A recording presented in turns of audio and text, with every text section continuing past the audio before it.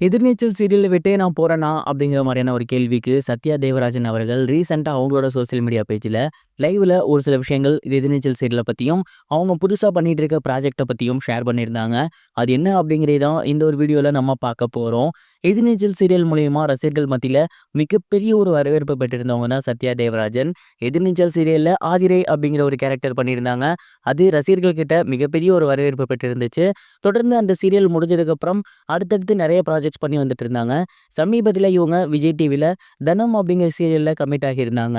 இந்த ஒரு நிலையில எதிர்நீச்சல் சீரியல் 2 ஸ்டார்ட் ஆக போகுது அப்படிங்கிற மாதிரி எல்லாருக்குமே தெரியும். அந்த ஒரு சீரியல்லையுமே இவங்க ஆதிரை அப்படிங்கிற கேரக்டர் ப்ளே பண்றதா இருந்துச்சு. ஆனா இப்போ இவங்க தனம் சீரியல்ல கமிட் ஆகியிருக்கிறதுனால ஒருவேளை இவங்க எதிர்நீச்சல் 2ல வந்து நடிக்க மாட்டாங்களோ, இதுக்கப்புறம் அந்த சீரியல்ல இவங்க இல்லையோ அப்படின்னு ரசிகர்கள் பயப்பட ஆரம்பிச்சிட்டாங்க.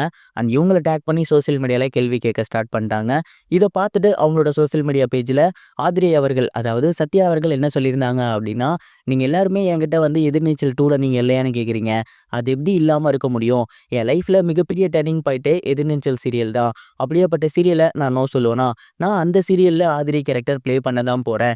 அதே மாரி இப்ப தனம் சீரியல்ல நடிச்சிட்டு இருக்கீங்களே, அந்த சீரியல்ல அப்ப எப்படி அப்படின்னு கேட்குறீங்க.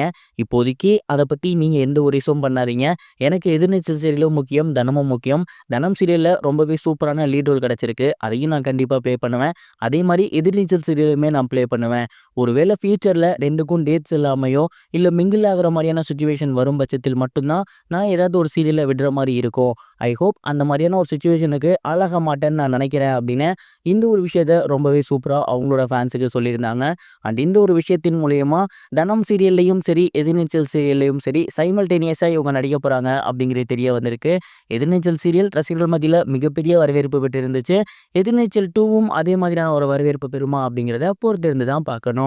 இது ஒரு புறம் இருக்க, விஜய் மற்றும் சங்கீதா இவங்க 2 பேரும் டிவோர்ஸ் பண்ண போறாங்களா அப்படிங்கிற கேள்விக்கு விஜய் அவர்களுடைய மாமா சமீபத்தில் ஒரு இன்டர்வியூல ரொம்பவே சூப்பரான ஒரு எக்ஸ்பிளனேஷன் கொடுத்திருந்தாரு.